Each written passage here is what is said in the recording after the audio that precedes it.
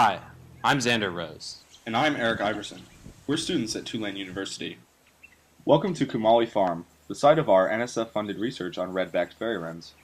The site is a mosaic of savanna woodlands that is shaped by fire in the dry season.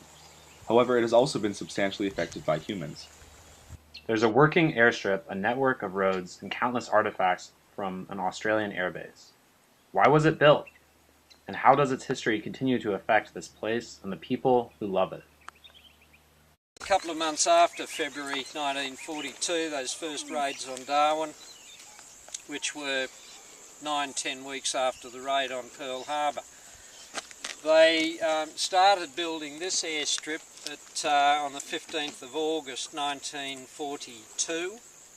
There were mosquitoes, there were hurricanes, there were Beaufighters, there were lots of different types of planes.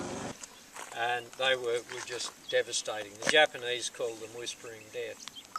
If you go to the front and have a look on the far side, at about eye height, there's a lovely little lesson from Bomb Aiming 101. The Japanese came into Darwin, they bombed this airfield. And suddenly the Japanese came screaming down over the camp. And next thing he heard was a lot of gunfire and a big boom, and they hopped in a vehicle, raced down, and there's my aeroplane burning. I'll get you. And my father was given the task of going out on sorties to fight the Japanese over in New Guinea. Ben's dad flying with Pilot Officer Coomalie as his navigator on the 1st of December 1942. They were escorting corvettes. There was 4 men to a tent. Sometimes when he did a reconnaissance mission or a sortie, sometimes the 3 in his tent would not come back. It was very emotional. In war, tragedy can even strike far from the battlefield.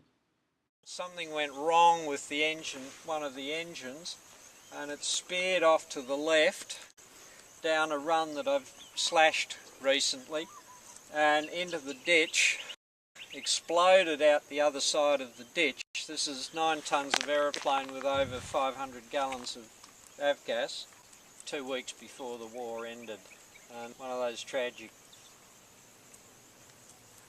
things that happen in war. But 2 weeks later they had the delight of another mosquito going out, 15th of August 1945, and an hour or so out they radioed through and said the war's over, come home.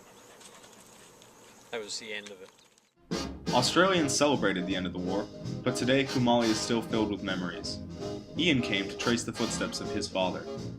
Just flying in the same air as my father did, going over the same hills, taxiing off rather than landing in. It's more than I ever would have thought would happen to me today. Today Coomalie is a working airstrip. Its owner, Richard Luxton, allows us to use the site for research. We use the roads to access the habitat of our study species, the red-backed fairy wren, and we encounter reminders of World War II every day. The roads also serve as fire breaks, affecting the ecology of the site. History lives on at Coomalie, influencing the present through our use of the site and its effect on the people it touches.